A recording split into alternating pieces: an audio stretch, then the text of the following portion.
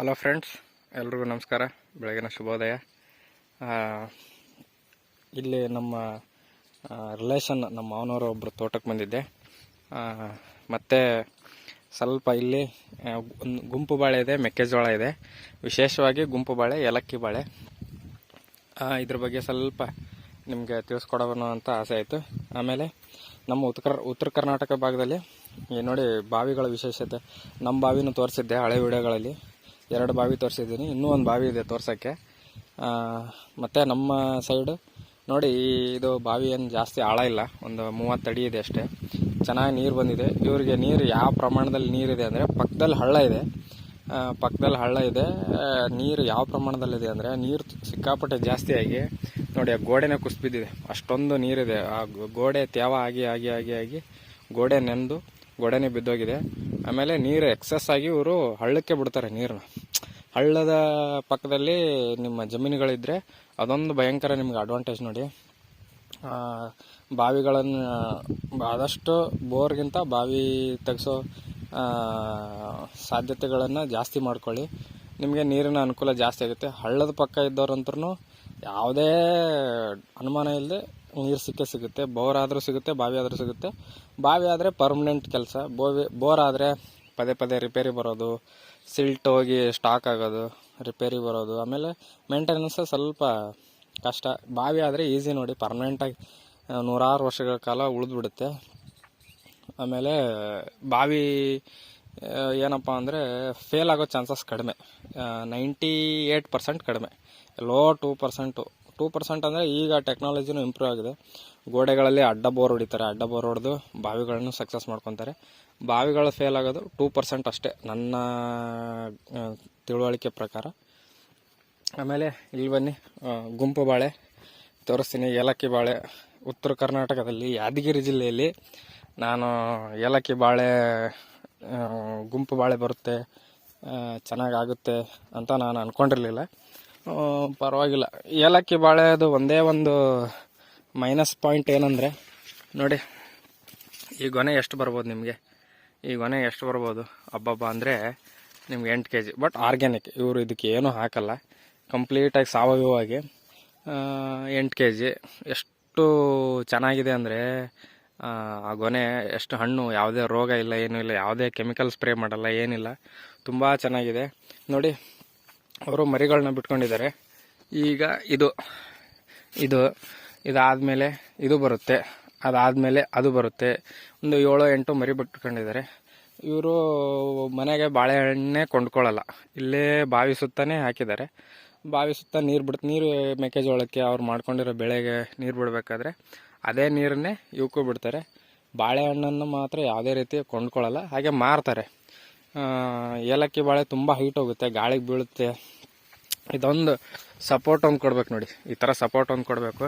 ಇದೊಂದೇ ಇದಕ್ಕೆ ಮೈನಸ್. ಅದು ಬಿಟ್ಟರೆ ಏಲಕ್ಕಿ ಬಾಳೆ ತುಂಬ ಚೆನ್ನಾಗಿ ಬರುತ್ತೆ. ನಮ್ಮ ನೆಲಕ್ಕೆ ಇದು ನೋಡಿದರೆ ಮಡ್ಡಿ ನೆಲ, ತುಂಬ ಬಿರುಸಾದ ನೆಲ. ಇಂಥ ನೆಲದಲ್ಲೂ ನಮಗೆ ಈ ಥರ ಬಾಳೆ ಬಂದಿದೆ ಅಂದರೆ ನಾವು ಉತ್ತರ ಕರ್ನಾಟಕದಲ್ಲಿ ಎಲ್ಲಿ ಬೇಕಾದಲ್ಲೂ ನಾವು ಏಲಕ್ಕಿ ಬಾಳೆನೇ ಬೆಳಿಬೋದು ಅಂತ ನನಗೆ ಒಂಥರ ಕಾನ್ಫಿಡೆನ್ಸ್ ಬಂತು.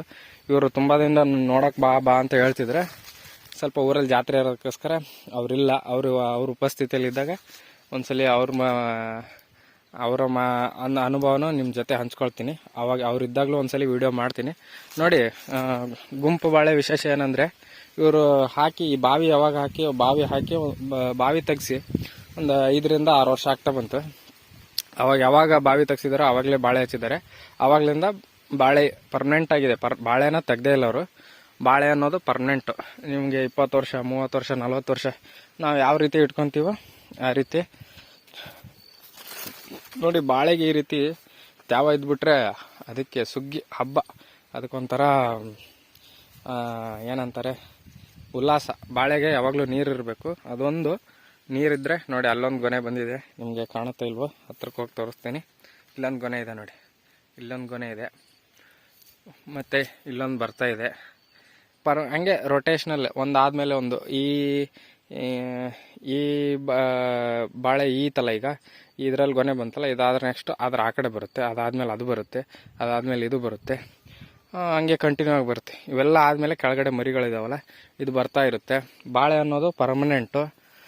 ನೀವು ಗುಂಪು ಬಾಳೆ ಮಾಡ್ಕೊಂಬಿಟ್ರೆ ಇದನ್ನೇ ನಾವು ಎಕರೆಗಟ್ಟಲೆ 2 ಎಕರೆ 3 ಎಕರೆ ಗಟ್ಟಲೆ ಮಾಡ್ಕೊಂಬಿಟ್ರೆ ನಾವು 30 ವರ್ಷ 40 ವರ್ಷದವರೆಗೂ ಹೇಗೆ ನಮಗೆ ಮಾವಿನ ಮರ, ತೆಂಗಿನ ಮರ, ನಿಂಬೆ ಯಾವ ರೀತಿ ವರ್ಷ ತಿಂಗಳು ಇನ್ಕಮ್ ಕೊಡುತ್ತೋ, ಮಾವು ಅಂದರೆ ವರ್ಷದಲ್ಲಿ ಒಂದ್ಸಲಿ ಕೊಡುತ್ತೆ, ತೆಂಗಾದರೆ ತಿಂಗಳು ದುಡ್ಡು ಕೊಡುತ್ತೆ, ನಿಂಬೆನೂ ತಿಂಗಳು ದುಡ್ಡು ಕೊಡುತ್ತೆ. ಅದೇ ರೀತಿ ನಮಗೆ ಬಾಳೆನೂ ತಿಂಗಳೇ ದುಡ್ಡು ಕೊಡುತ್ತೆ. ತೆಂಗು ಥರ ಸೇಮ್ ಇವೇನು ನಮಗೆ ಕಮರ್ಷಿಯಲ್ ಕ್ರಾಪ್ಸ್ ಅಂತ ಏನಿದಾವಲ್ಲ, ನಿಂಬೆ, ತೆಂಗು, ಪ್ರತಿ ತಿಂಗಳು ಏನು ಇನ್ಕಮ್ ಕೊಡೋವಿದಾವಲ್ಲ, ಅದೇ ರೀತಿ ಬಾಳೆ ನಮಗೆ ತಿಂಗಳು ಗೊನೆ ಕೊಡುತ್ತೆ.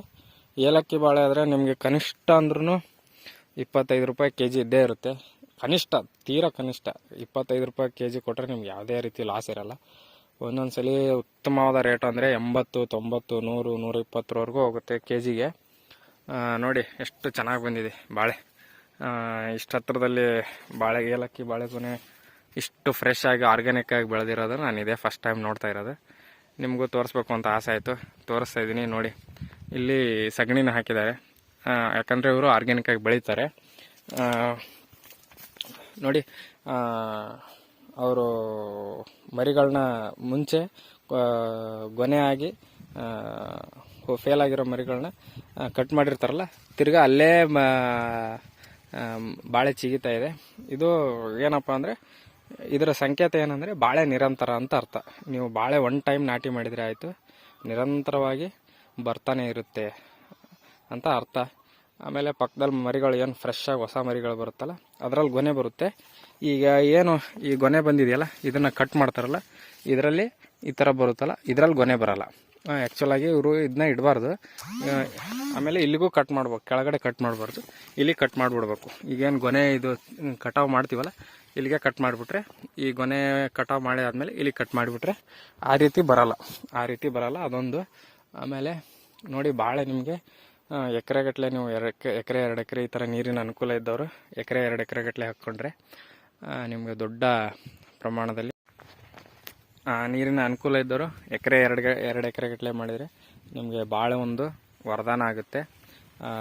ನೀವು ಅದರಲ್ಲಿ ತುಂಬ ಆದಾಯ ಗಳಿಸ್ಬೋದು. 2 ಎಕರೆ ಆದರೆ ನೀವು ಕನಿಷ್ಠ ಪಕ್ಷ 1 ವರ್ಷಕ್ಕೆ 6 ಲಕ್ಷದವರೆಗೂ ಗುಂಪು ಬಾಳೆಯಲ್ಲಿ ಆದಾಯ ತಗೋಬೋದು. ನಾನು ಬೆಳೆದಿರೋರನ್ನ ನೋಡಿದ್ದೀನಿ, ಮುಂದಿನ ದಿನಮಾನಗಳಲ್ಲಿ ಅವ್ರ ಬಗ್ಗೆನೂ ವಿಡಿಯೋ ಮಾಡ್ತೀನಿ. ನೋಡಿ ಎಷ್ಟು ಚೆನ್ನಾಗಿ ಬಂದಿದೆ. ಇಷ್ಟು ಹೇಳ್ತಾ ಗುಂಪು ಬಾಳೆ ಬಗ್ಗೆ ನನಗೆ ಗೊತ್ತಿರೋ ಮಾಹಿತಿನ ನಿಮ್ಗೆ ಹಂಚಿದ್ದೀನಿ. ಇಷ್ಟು ಹೇಳ್ತಾ ನಾನು ವಿಡಿಯೋ ಮುಗಿಸ್ತಾ ಇದ್ದೀನಿ. ಎಲ್ಲರೂ ಧನ್ಯವಾದಗಳು. ವಿಡಿಯೋ ಇಷ್ಟ ಆಗಿದ್ದರೆ ಶೇರ್ ಮಾಡಿ, ಸಬ್ಸ್ಕ್ರೈಬ್ ಮಾಡಿ, ನಮ್ಮ ಚಾನಲ್ಗೆ ಸಪೋರ್ಟ್ ಮಾಡಿ. ಇನ್ನೂ ಹೆಚ್ಚಿನ ಒಳ್ಳೆಯ ಮಾಹಿತಿಗಳನ್ನ ನಾನು ವಿಡಿಯೋ ಮಾಡಿ ಹಾಕ್ತಾ ಇರ್ತೀನಿ. ದಯವಿಟ್ಟು ನಮ್ಮ ಚಾನಲ್ಗೆ ಸಪೋರ್ಟ್ ಮಾಡಿ ಅಂತ ಕೇಳ್ತಾ ವಿಡಿಯೋ ಮುಗಿಸ್ತಾ ಇದ್ದೀನಿ. ಧನ್ಯವಾದ.